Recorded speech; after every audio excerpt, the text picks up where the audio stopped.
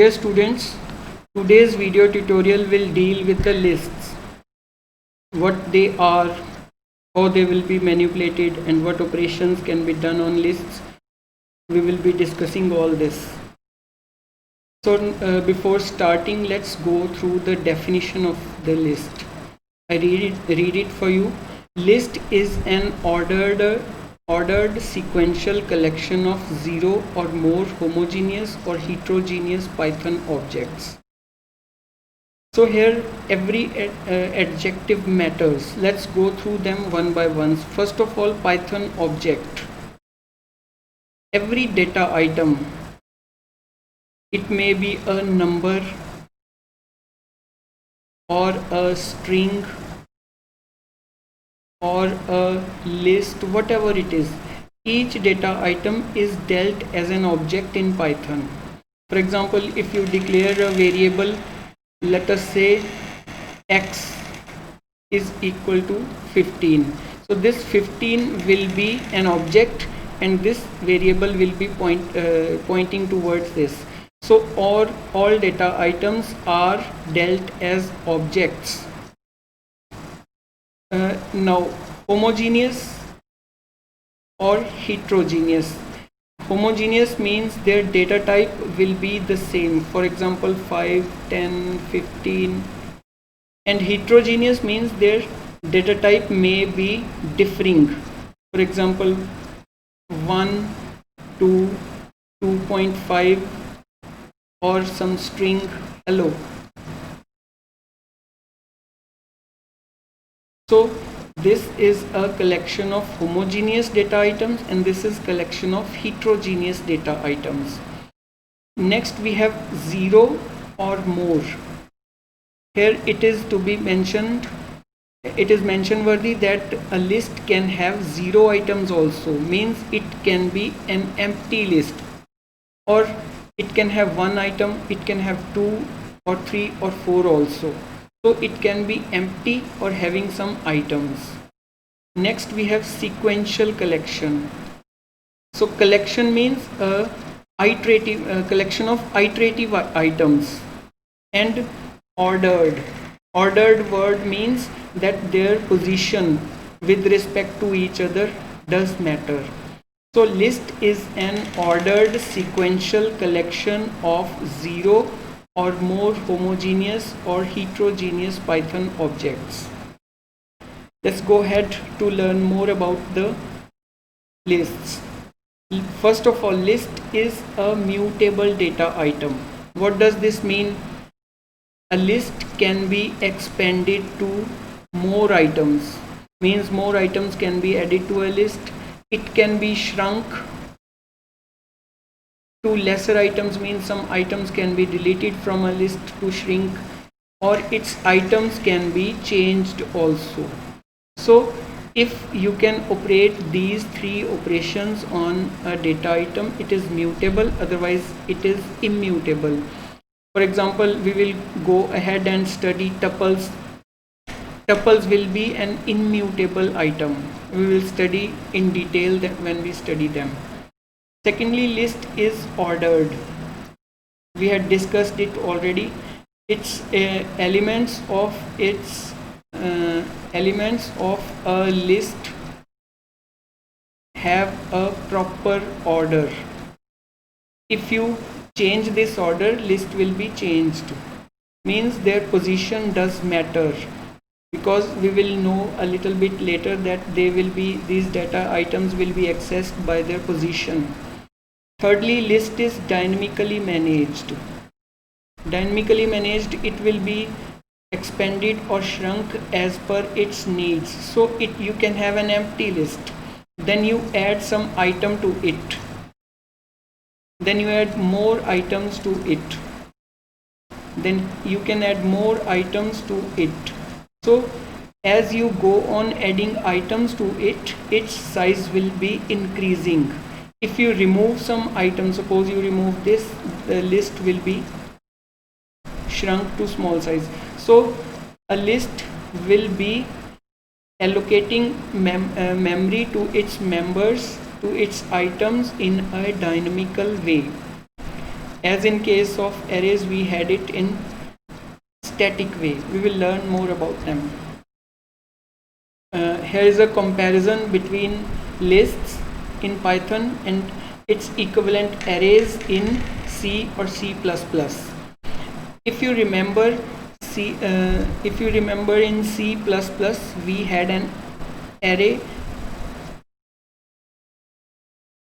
which was depicted like this. So array had so many cells. So let's compare them with the lists.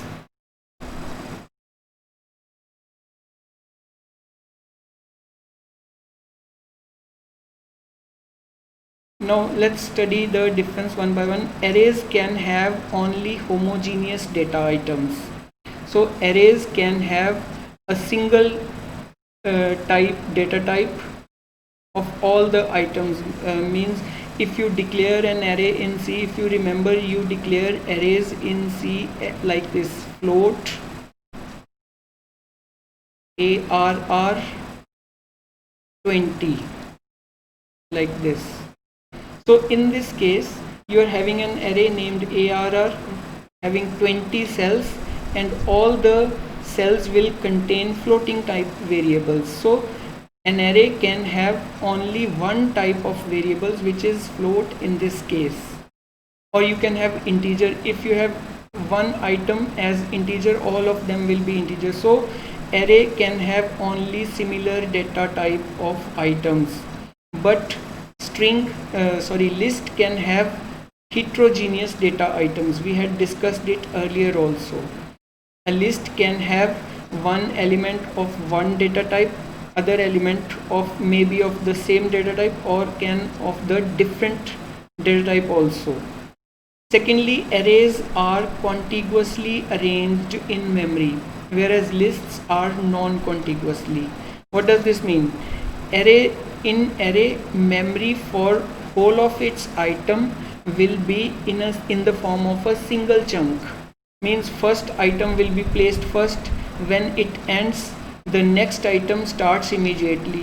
When the second item ends, the third item starts immediately, and at the end of the third item, fourth item starts immediately, and so on. This kind of memory allocation is known as contiguous. Whereas in the case of list, suppose first item is inserted into a list, it will be allocated memory wherever it is available. When the list is entered more items, so space for that will be allocated wherever available, but it will be linked in a proper way. Suppose the third item is added to the list, it will be written in the memory wherever it finds the space, and it will be allocated here. So items of a list are not contiguous like in case of arrays. Third difference is arrays have static allocation of memory, whereas lists have dynamic allocation. What does static allocation means? When you declared an array in C or C++, you declare it like this. At the moment of declaration, you have to specify the size of the array, means how many cells it will have. So this way you can calculate how much memory will be required by an array. In this case, it will be having 20 cells, and each cell will contain a float which needs 4 bytes of memory. 4 bytes of memory and 20 such cells. So 80 bytes of memory will be required for it, and this 80 bytes of memory will be allocated just once in the beginning, and this is fixed. It will never change. It cannot be reduced or it cannot be expanded further. So this kind of memory allocation is known as static.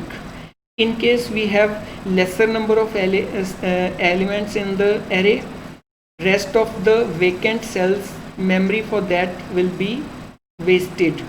And similarly, if we need more elements in excess to 20, suppose we have 25 elements, your array cannot handle it, cannot accommodate it, because overflow will occur, because this memory is once fixed, cannot be changed.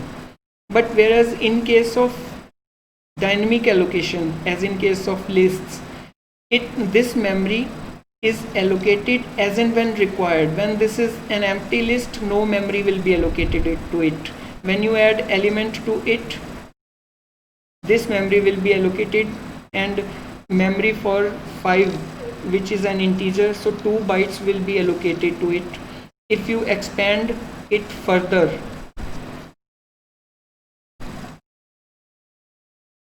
like this, the memory required for this information will be allocated and will be added to it. So this kind of memory can be expanded. It is not fixed, it is not static. When you delete some item, that memory will be freed, vacated for further use by other applications. So such kind of memory allocation is dynamic, which happens in lists. Next difference is list can be empty but array cannot be. So array needs to have at least one element, but list you may start a list which is empty. You may start with a list which is empty. Let's go ahead. So now we move on to the syntax in Python. How do we create a list? There are so many ways. First, simple most way is to use a square bracket. For example, you go on the Python prompt or script, whatever you choose, you can start a list like this.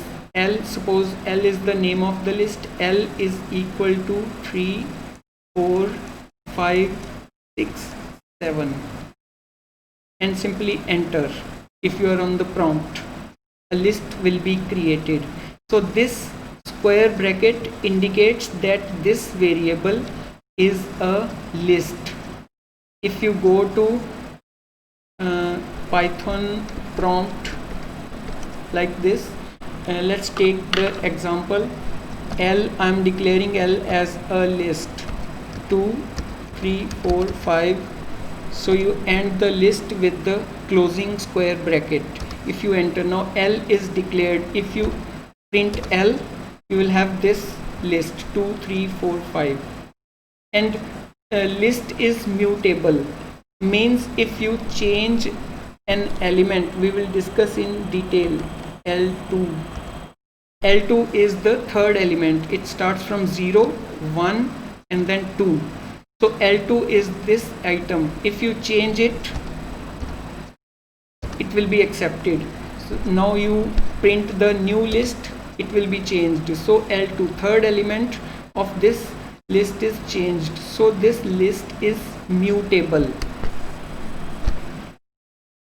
Let's come back to the other method of starting a list. A list can also be declared using a constructor. So constructor for doing this is list. This can be used for explicit conversion also. You can have some data type item in this as a parameter of this function list, and this will change this data to a list. Okay, third method is to use expressions. For example, I declare a list by using this list. L is equal to X double star 2 for X in range 2 to 20. You can have if also. If X modular division 2 is equal to 0. So after balancing the brackets, you can check this. How does this statement work? This statement will work. It will this is assignment operator. So L is a kind of variable. At present we don't know what is it. So if you place a square bracket this will specify that L will be a variable having list. So now its items will be x square. This is the operator for power, x power 2. Now what will be the items for x in range 2 to 20? So range 2 to 20 will create a list starting from 2 and it will go up to 19, one less than this. You had learned it in detail what range function does. And along with that we have put a condition if x is divisible by 2. Here it should be double bracket like this, x is equal to 0. So it will choose values of x from this list 2 to 19 only if the value of x is divisible by 2, means even. So it will choose elements from this list which are even only, means this sublist is this, it is 2, it will not be 3 because 3 will violate this condition, 4, 6, 8, 9 and up to 18. It will not accept 19 because it will violate this condition. So now the final list will be created by squaring the values of x from this list. So final list you will get 4, you will have 16, you will have 36, you will have 64, 81 and so on, and in the last 18 square,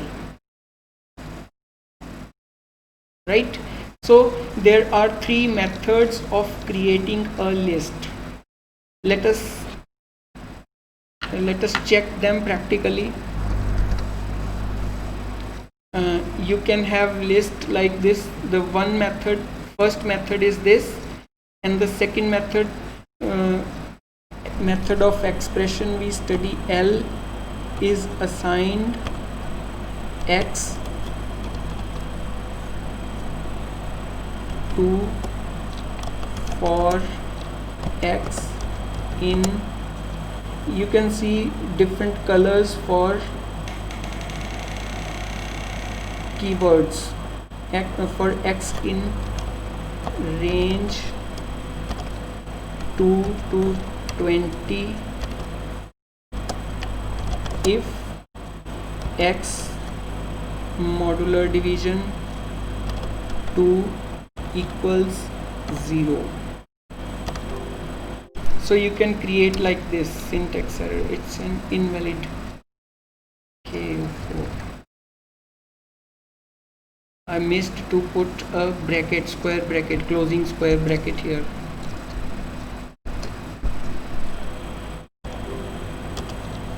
Still this bracket does not match.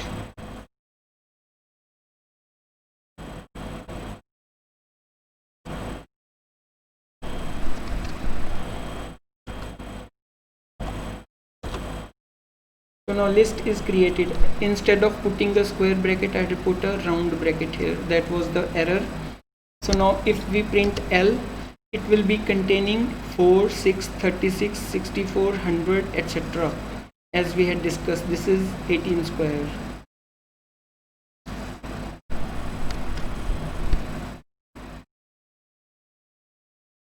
Okay, hope you have learned to create a list in Python. Now if there is an already existing list, you can access its items in these manners. First of all, using positive index. Suppose L is a list, you can access its items one by one by using index in the square bracket. This index will be the position of these variables. This position for this item is 0, and for this it is 1, it is 2 and it is 3. So if you write like this, L1, so L1 will be accessing you 0, 1, this element. If you write L2, it will be accessing this item. Similarly L3 for this and L0 for this. This is the simple most way what you did in the earlier programming languages like C and C++ also. Now the next method, here it is different from C. You can use negative index also. For example, you write like this. If you put a negative in the index, it means that its indexing will start from the end. Earlier indexing started from this 0, 1, 2, 3. Now indexing will start from last item and will go in right to left direction. For example, negative index for this item will be -1. Here you have to keep in mind that if you go from left to right, it starts from 0, 1, 2 and so on. If you go from right to left, it starts from -1, -2 and -3. It does not start from 0. So -1 index for this, -2 index for this, -3, -4. So L minus 2 will give you -1, -2. This will give you this item 5. So you can have negative index also. Next method is using slicing operators. Actually this is the slicing operator. This can be used to access more than one element also. For example, you write like this: L 1 3. This is the starting position and this is the ending position. So this is 0, this is 1. So your slicing will start from here. Slicing means cutting the list to smaller one. So this 3. So if you slice like this, your new modified list will be starting from 1, which is 3, and it will go up to 3, which is 3 is the last item. So it will go 1 less than this to this, right? So slicing occurs. This is the starting position and this is the ending position, but your list will end one step earlier to it. Means it will stop at index number 4. So this will go from 1 to 4. Sorry, not 4, 2. So it will go from 1 to 2, one number prior than this.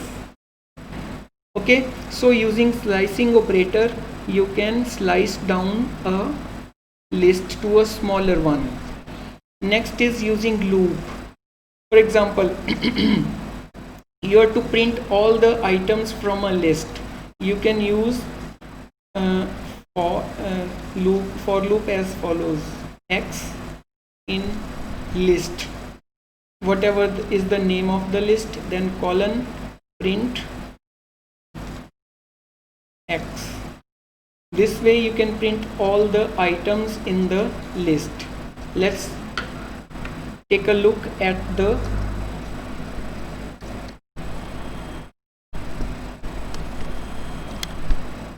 suppose you have the list now. L is the latest status of this list is L is 4, 16, 30, etc. Suppose I access L3. What should it give?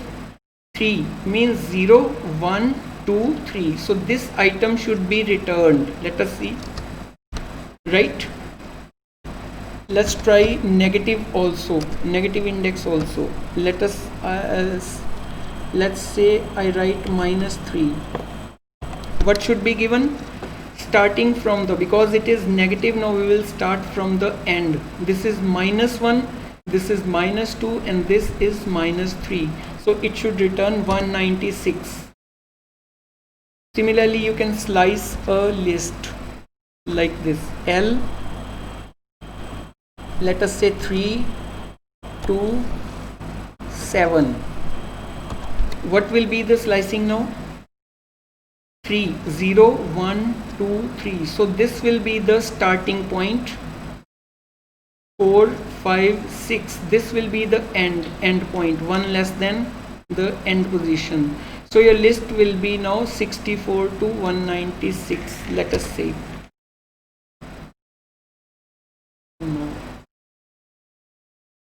list indices must be integers or slices, not tuple. What's wrong here?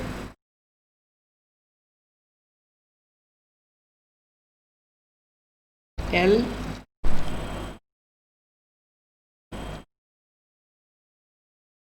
let me assign to it to L1 is equal to L3, 7. Integers or slices, not tuple. Okay, I'm making a mistake. L3 colon, it should be put a colon here. We should put a colon here. Okay, we made a mistake by putting comma here. We made the same mistake here also. I should correct it. This is colon, not comma. I ignored it. So this is okay. So slicing will be done in this way: starting point, colon, end point. You can have steps also, like this. In this way, it will skip one item from the list and take the other, skipping one. So this is the step size. If you do not give this starting point, it will start from the beginning. If you do not, for example, you slice like this. In this case, list will start slicing from the first position. Similarly, you can have this also. In this case, it will start from position 3 and slice up to end of the list. And if you skip the step size, it will take 1 as the default. So default value of start is 0, default value of end is the last number, and default value of step size is 1. Similarly, you can suppose you write like this. Oh, sorry, slicing operator. What will it do?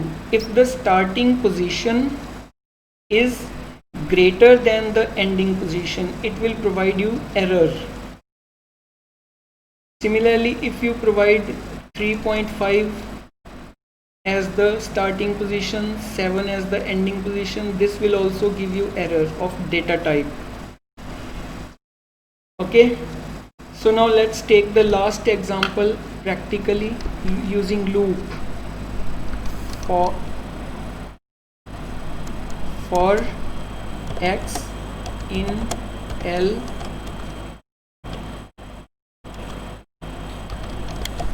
print x.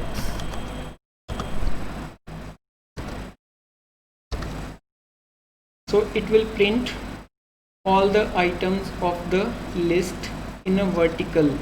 Why vertical? Because every time it executes this print statement, this value will be concatenated with new line character. So all the elements will be printed in next lines. Hope you understand it. Let's move on to operators. You have a repetition operator. Suppose you have two lists, L1 and L2. If you put a star between them,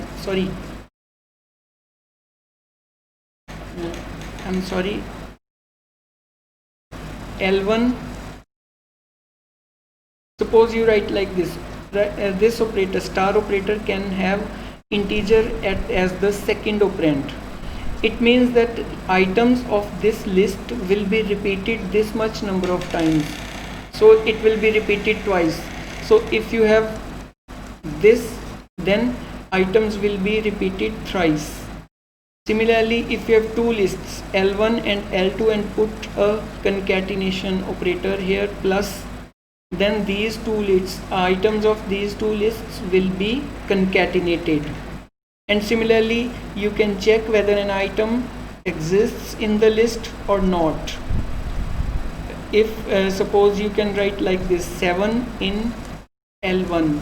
If 7 exists in L1, then it will be true. This, if it does not exist in the list L1, it will be false. Similarly, you can have N7 not in L also. If 7 exists in the list, it will be now false, and if does not exist in L, it will be true, means reverse of it. Let's look at it practically. Now I have a list L which is this, having these elements. If I apply concatenation operator like this, items will be concatenated thrice, means this is the first time and the same items are repeated second times, and the same are repeated for the third time also. Similarly, if I have another list, say L2 is equal to, let's see, we can deal with different kind of data items also. So now I have L2 also, which is hello. So L plus L2, what should it give? L is the list which is given here, and L2 is the list which has hello. So it will concatenate both the lists. So first list L and the second list L2 are concatenated. So first list first, if you do it in this way, L2 plus L, this will give you first, second list first, and then, so the result is very much expected. Similarly, we can try concatenate in operator also. For example, this is the list. Suppose I write 36 in L, gives you a true. If I write 37 in L, it will give you false. If I write 37 not in L, it should give you true, because 37 is really not there in the list. So these are the operators you can use on lists. Similarly, let's move on to methods and functions. First of all, see the difference. We will go through them one by one, methods and functions. First of all, see the difference between them. If you are using a method, you need to have an object. So this list is an object, and then dot operator, then method. This is the way to use a method. Whereas if there is a function has no object or dot operator. It has just a function and a parameter. So in this case, my list is a parameter of this function, whereas in this case, where it's append, it should be append, not append. Whereas in this case, append, it's a method. So you have list dot method, means whenever you are to use a method, you will be using like this, some list one dot method. Sorry, I should write like this, list name, then you have dot operator, then method, then some parameter. If it may have parameter or may not. Whereas the function is used function name and list as a parameter. We will see them with the examples also. We will go through them one by one. Let's first go through methods. This is the list of methods available in frequently used in Python. First method, append x. So this method adds an element at the end of the list. For example, what is your list now? This is having these number of items. If you are to append something, so you will name the list first, then dot operator, then append, and the item which is to be appended. Suppose I want to append some fractional value, let us say 12.4. Let's see what happens. Now the latest status of list will be this item is appended at the last, at the end. So usually what happens, if you have to create a list, you start a list with empty, you start with an empty list, you keep on adding items at the end of it, and you extend it. Means in the beginning you have empty list, you append some item to it, then you append more item to it, and so on. This way you go on and create a working list. This may be a method to create a list in the program. We will see this through programs when we have a practical session. Next method you are having is count. This method will return number of items which are as parameters, how many times they appear in the list. Counts number of times X appears in the list. Let us take a practical look at it. I take another list. L is equal to 2, 3, 4, 3, 4, 3, 8. I have overwritten a list. Look at it carefully. Earlier we had L having these elements. Now we have L which is modified to this. If I try to print L, it will be the latest. This shows that when you overwrite an element, overwrite a data item, it will be lost. But there is a difference in C as well as in Python. Look at it. Just a minute. I want to show you what happens. Let's take the case of C. I'll be writing with green in C and red for Python. What happens in C? Suppose X is 5. If you do X is 9, this will overwrite the value of X. First of all, you cannot change the data type because you had declared X as integer. You cannot assign X is equal to 5.3. For this, internal implicit conversion will take place, right? Suppose you overwrite this value in C. Earlier this was the variable 5 and its name was X. When you overwrite it, what happens? On overwriting, this value will be erased. Oh my God.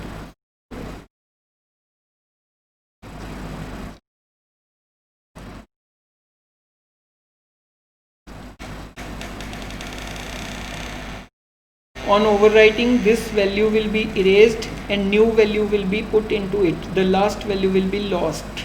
Whereas in Python, if you have X is equal to 5, then you write X is equal to hello. This is the difference, that you can have different data type also. It will not be an error in case of Python. Earlier you had an object whose value was 5 and it was pointed by X. You cannot use pointers in Python. It is internally linked. So X will be, when you execute this statement, it will create another object having this value and this link will be modified towards this. So this is not destroyed. This the same location is not overwritten. New object is created in Python. Hope you understand it.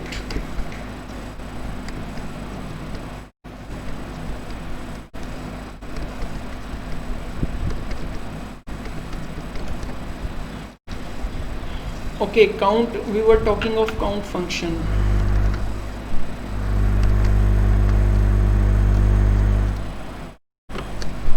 L dot count.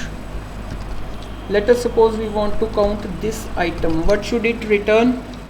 It should return all the number of all the existences of this item. 3, 3, 3. It should return a 3 here. So similarly, L dot count 4,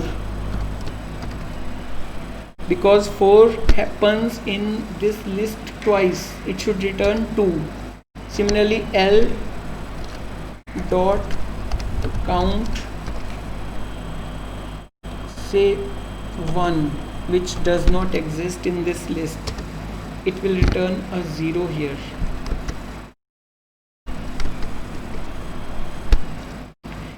Okay, similarly you can work on other functions also. Clear will delete all the existences of X in this list. For example, L dot clear 3. It will clear all the existences of 3, means all the value this list, all the 3's in this list will be removed. What's the error?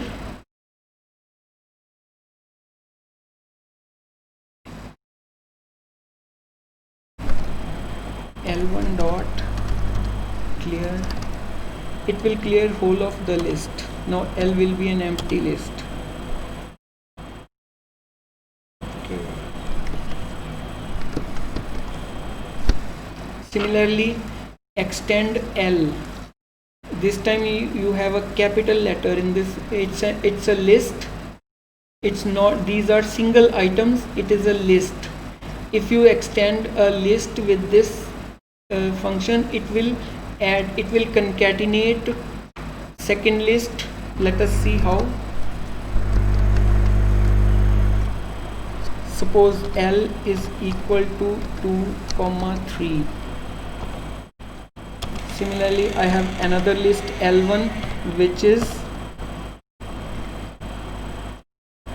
A,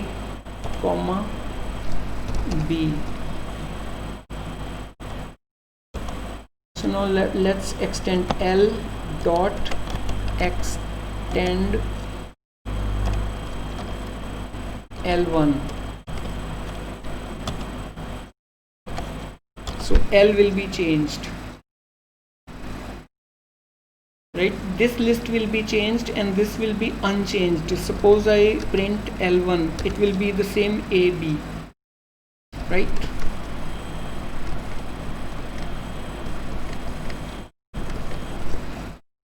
Similarly, you can have index function method returns the index of first occurrence of element X in the list. Suppose I write like this: L index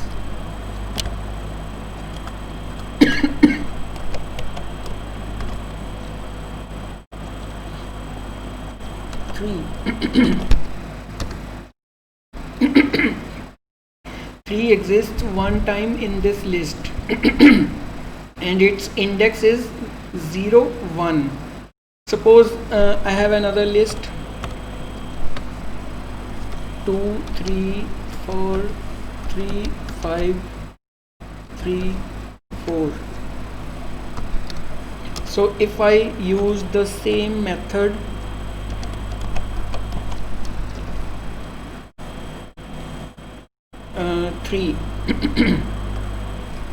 what should be the result? It will give you index for the first existence of the list. So it will return 0 1. 1 will be the output this time also. Okay, if we have, let us say,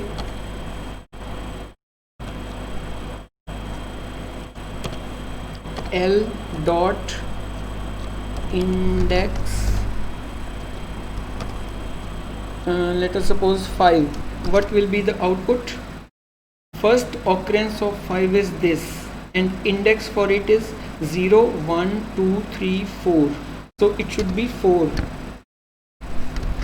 Similarly, you can have insert.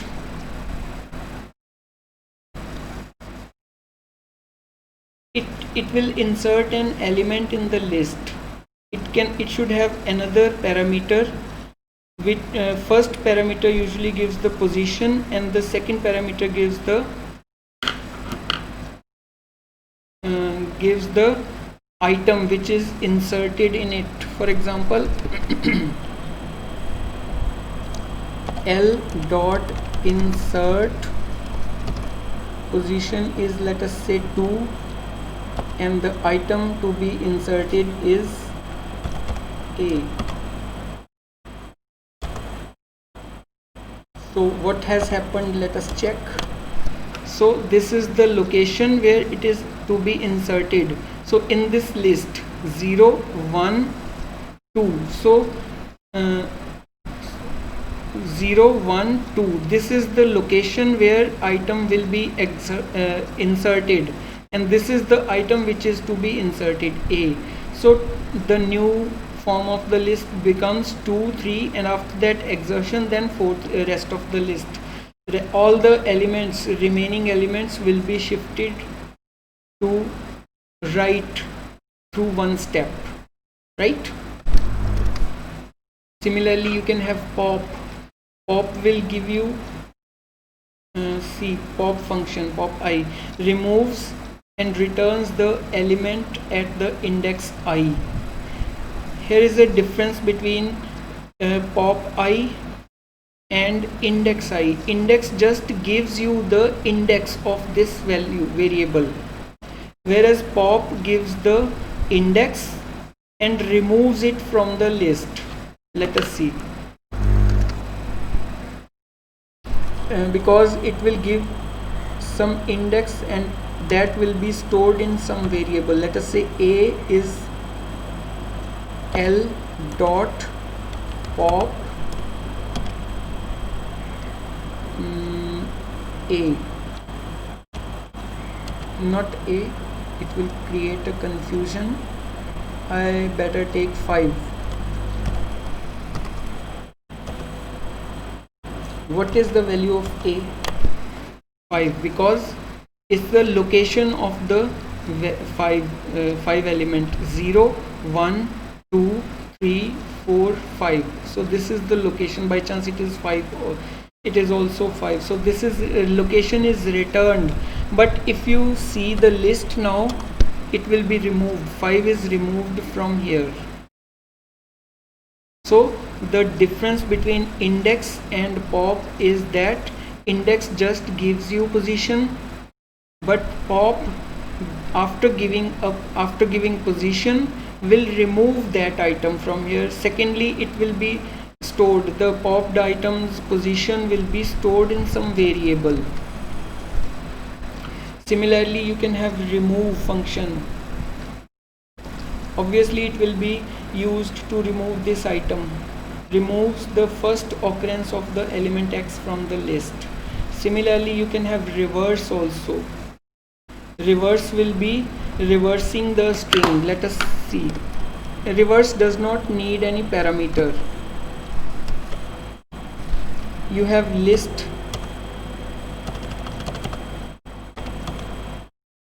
if you reverse it, L dot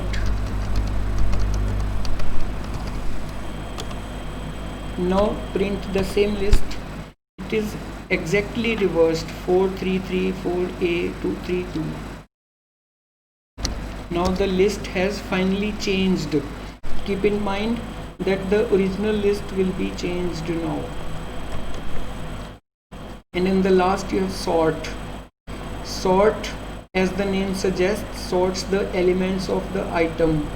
When you use sort, you can have you can do it in this way. See, L dot sort, it has two optional parameters. Key is, let us say, size, and similarly descending is equal to true. So descending true means the sorting will be done in a descending order, and the basis will be the size of the items of the list. If this is false, then it will be sorted in an ascending order. By default, its value will be false. So if you do not mention anything here, it will be arranged in an ascending order.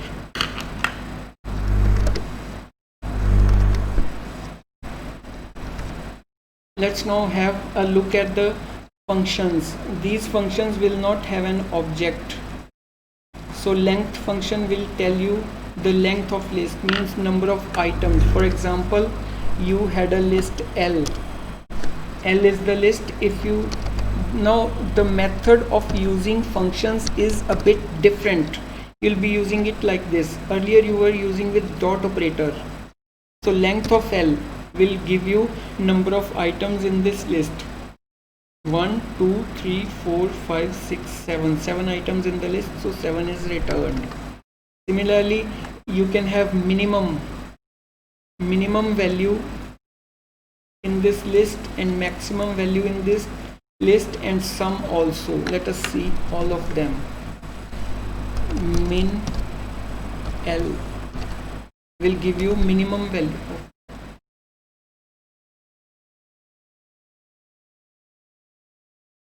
Okay, what is the problem here? This list has various kinds of data. For example, it is having numbers as well as this item, this character string also. So first of all, let's remove it from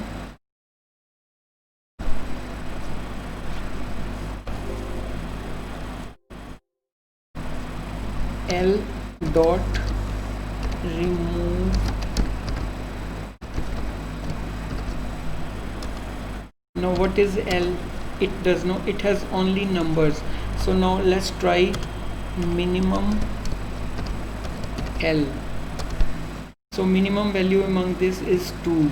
Similarly, you can have maximum among L. 4 is the maximum value.